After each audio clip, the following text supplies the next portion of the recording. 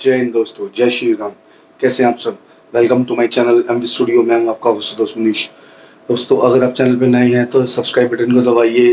Description में मेरे link मिल जाएंगे सोशल मीडिया के, वहाँ में मेरे साथ कनेक्ट कीजिए। इसके अलावा दोस्तों अगर आप मुझे इंस्टाग्राम पे फॉलो करना चाहते हैं, एमवी मेरी आईडी है, वहाँ मुझे फॉलो कीजिए। दोस्तों, जैसा कि खबर निकल के आ रही है, चीन के साथ जो रिश्ते हैं वो बहुत तल्ख हो गए हैं, बहुत तनावपूर्ण हो गए हैं। हमारे विदेश मंत्री जी एन जयशंकर हैं, और जो चीन के विदेश मंत्री हैं वांग यी, वो वहाँ पे जो एक समिट हुई थी, शंघाई समिट, रशिया के मॉस्को में, वहाँ पर मीटिंग हुई थी, जिसके अंदर जो है दोनों ने बात की थी। भारत ने साफ साफ कहा है कि आप ये जो उकसाने वाली कार्रवाई कर रहे हैं, ये कार्रवाई अच्छी नहीं है। इसके अलावा जो है 2.5 घंटे तक मीटिंग चली थी। उसके बाद एक संयुक्त रूप से प्रेस कॉन्फ्रेंस, मतलब संयुक्त रूप से एक वक्तव्य जारी किया गया है, जिसमें बेसिकली मेन जो है 5 मुद्दों पर बातचीत होगी।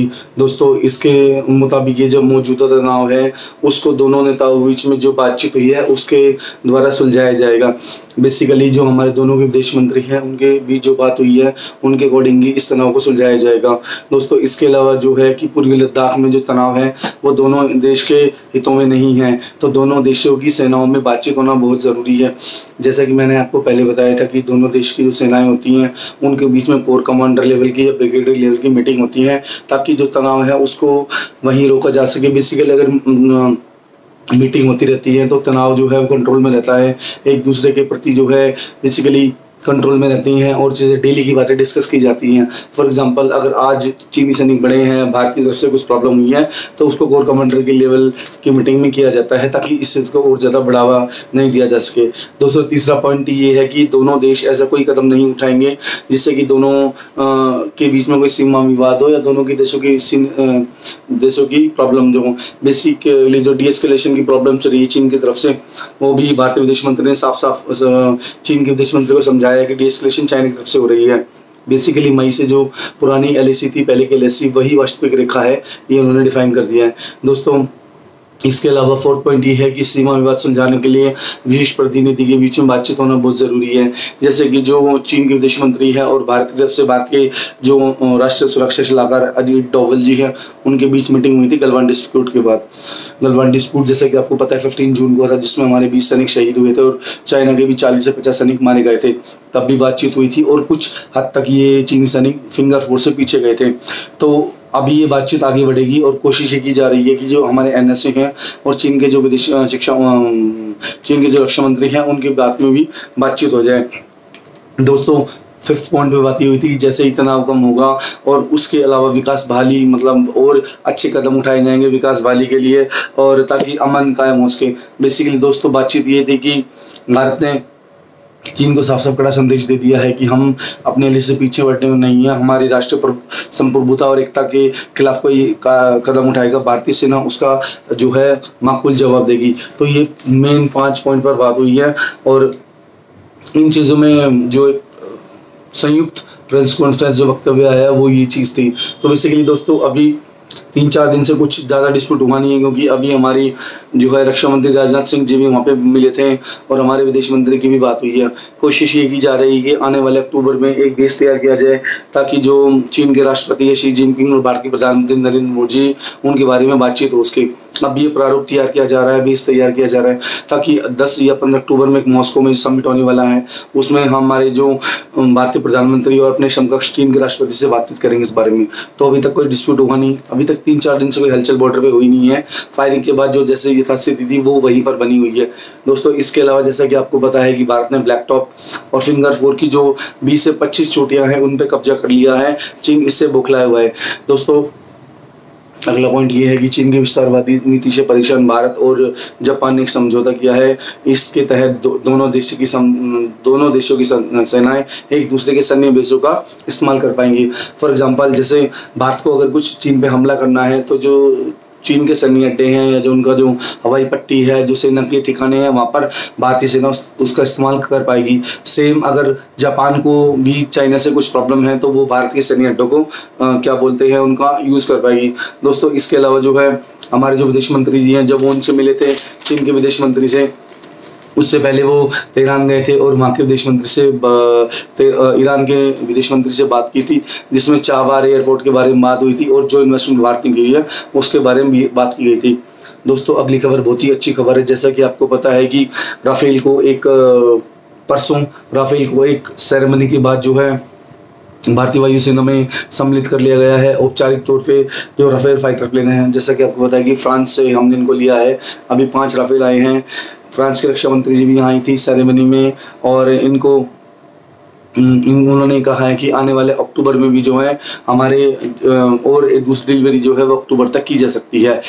अम्बाला एयरबेस में किया गया था, सुरक्षा के पुख्ता बंदोबस्त थे, वहाँ पे धारा 144 लागू की गई थी ताकि कोई भी किसी तरह की कार्रवाई ना कर सके। दोस्तों इसके अलावा तेजस एयरक्राफ्ट को भी डिस्प्ले किया गया था, उसने भी अपने कर्तव्य दिखाए थे। इसमें हमारे CDS बिपिन रावत जी, तीनों सेना और हमारे जो वायुसेना प्रमुख SKS भदौरिया जी और रक्षा मंत्री शामिल थे। वहाँ पर हमारे रक्षा मंत्री जी ने साफ साफ कह दिया है कि चीनी को उसकी भाषा में जवाब दिया जाएगा। अगर कोई भी प्रॉब्लम होती है तो उस चीज़ में हम चीन का मुंह तोड़ जवाब देंगे। दोस्तों जो अगली खबर है वो रशिया से आ रही है। जैसे कि आपको बताया था, रशिया जो है वो कोविड वैक्सीन के लिए अपनी एक दवाई बना चुका है और उसको वो अपने नागरिकों को लगा भी चुका है। स्पुतनिक 5 नाम इसने दिया है और उसने कहा है कि उसका फर्स्ट प्रोडक्शन जो है वो स्टार्ट हो गया है और वो अपने जो नागरिकों को जो कोरोना से ग्रस्त हैं उनको ही लगाएगा। भारत सरकार के लिए अच्छी बात है कि भारत और रशिया ने साझेदारी में ये कहा है कि हम भारत को भी चीज़ सप्लाई करेंगे और स्पुतनिक के बारे में बातचीत चल रही है। दूसरी तरफ से कहा गया है कि भारत और रूस जो है वो स्पुतनिक 5 के बारे में जो है प्रोडक्शन साथ करेंगे। अब इस चीज़ बारे में बातचीत चल रही है, पर रशिया ने साफ साफ कहा है कि अगर स्पुतनिक 5 की जरूरत पड़ी तो हम भारत के साथ प्रोडक्शन स्टार्ट करने को तैयार है। दोस्तों इसके अलावा रशिया ने ये कहा है कि वो भारत और चीन के बीच में दखलंदाजी करने को तैयार है, बशर्ते होनी चाहिए कि भारत और चीन दोनों तैयार होने चाहिए।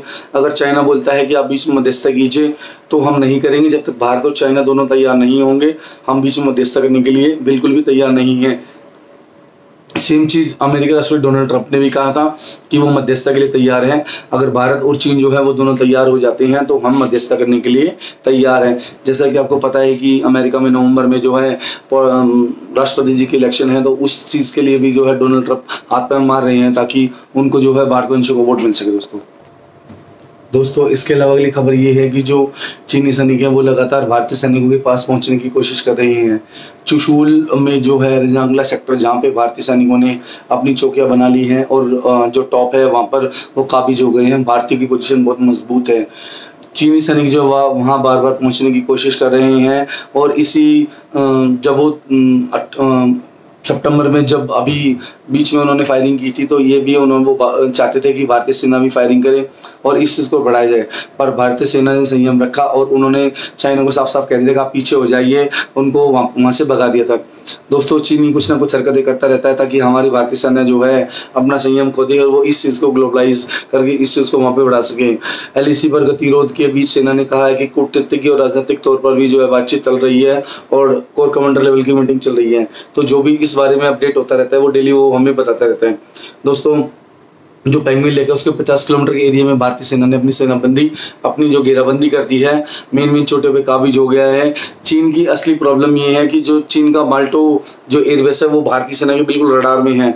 चोटी पर रहकर भारतीय सेना पूरी नज़र रखे हुए है कि वहाँ पर कितने उन्होंने गाड़ियाँ लगाई हैं, कितने फौजी हैं, क्या क्या साजो सामान है, सब भारतीय सेना जो है सारी उन पर नज़र रखे हुए हैं। और कोशिश तो ये है कि अगर चीन की तरफ से कोई हरकत होती है तो भारतीय सेना उसका मुंह तोड़ जवाब दे सके।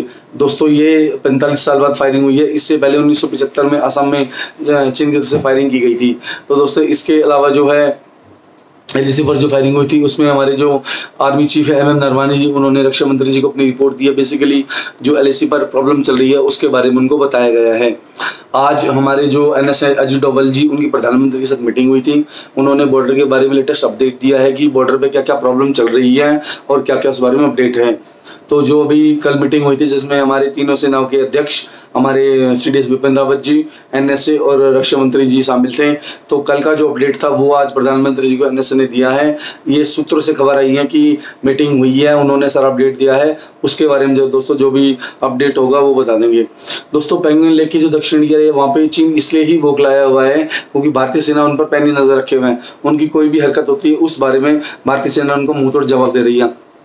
दोस्तों बेसिकली क्या है, जहाँ भारतीय सेना काबिज है उसके आसपास भारतीय सेना ने कटीले तार लगा दिए हैं और भारतीय सेना ने फ्रंट जो आगे अग्रिम चौकियां हैं उन वहाँ पे ऐसी सैनिकों को डिप्लॉय किया गया है जिनको थोड़ी बहुत चाइनीज या चाइना बोलना आता है। वो क्या करते हैं, लाउड स्पीकर पे अनाउंस करते हैं कि अगर इस तार से अगर आप आगे काट के आए तो हम फायरिंग कर देंगे, हम मजबूर हो जाएंगे आपको मारने के लिए। जो चीनी सेना को ये भी कहीं ना कहीं डर है कि भारतीय सेना जो है वो चौकियों पे और घेराबंदी स्टार्ट कर दी है, बड़ी बड़ी चोटियों पे अपना कब्जा कर लिया है और चीनी सेना के लिए मुश्किल हो रहा है गश्त करना भी। तो दोस्तों चीनी सेना बुरी तरह बौखलाई हुई है। अभी 3 दिन से बॉर्डर पर कोई हलचल नहीं हुई है और अभी देखते हैं विदेश मंत्री की बातचीत के बाद क्या दोस्तों निकल के आता है। दोस्तों इसके अलावा रिया के केस में ये था कि रिया की जो अग्रिम जमानत कोर्ट ने खारिज कर दी है। कोर्ट ने कहा है कि ये बहुत सीरियस मैटर है, अगर रिया को जमानत दी गई तो वो सबूतों के साथ छेड़छाड़ कर सकती है। तो इस बारे में कोर्ट ने जो है शौविक और सैमुअल और रिया की याचिका खारिज कर दी है। उनके वकील ने कहा है कि हम मंडे को हाई कोर्ट में जाएंगे और वहाँ पर ये याचिका लगाएंगे। दोस्तों इसके अलावा जो है कंगना का जो BMC ने घर तोड़ा था, तो बेसिकली जो उनके लीगल वकील है उन्होंने कहा है कि अगर ये पहले से ऑथराइज है तो BMC को इसका हर्जाना भरना पड़ेगा। कल कंगना जो है वो महाराष्ट्र के राज्यपाल से बात करेंगी। 14 तारीख को कंगना वापस हिमाचल जाएंगी, वो दिल्ली में अमित शाह जी से मुलाकात करेंगी, उनका धन्यवाद देंगी Y+ सिक्योरिटी के लिए। इसके अलावा जय राम ठाकुर जो है हिमाचल के मुख्यमंत्री जी, उनसे भी कंगना बात करेगी और उनको थैंक यू करेगी सपोर्ट के लिए। तो दोस्तों बेसिकली ये है BMC ने अपने पैर पर बड़ी ही खुद ही गुलाड़ी मार ली है, खुद ही उनकी थू हो रही है। और बेसिकली सबका ये कहना है कि दाऊद का घर तो आपने तोड़ा नहीं है, 1 दिन का नोटिस दिया कंगना के, नोटिस के देने से पहले आपने उनका घर तोड़ दिया। अगर ये लीगल हुआ, अगर ये तरीके से हुआ तो BMC को इसका हर्जाना देना पड़ेगा। दोस्तों कल इस बारे में वीडियो बनाऊंगा, जो भी अपडेट होगा मैं आपको बता दूंगा। और दोस्तों मुझे इंस्टाग्राम पे फॉलो कीजिए, M मेरी ID है, डिस्क्रिप्शन में मेरी लिंक है, वहाँ मुझे फॉलो कीजिए। वीडियो अच्छी लगती है तो लाइक कीजिए, नहीं लगती तो डिसलाइक कीजिए। अपने कमेंट्स और सुझाव जो भी चाहिए मुझे कमेंट बॉक्स में बताइएगा। दोस्तों अगली वीडियो में मिलेंगे, बहुत ही अच्छी वीडियो मिलेंगे सुशांत के बारे में। तब तक के लिए जय हिंद दोस्तों, जय श्री राम।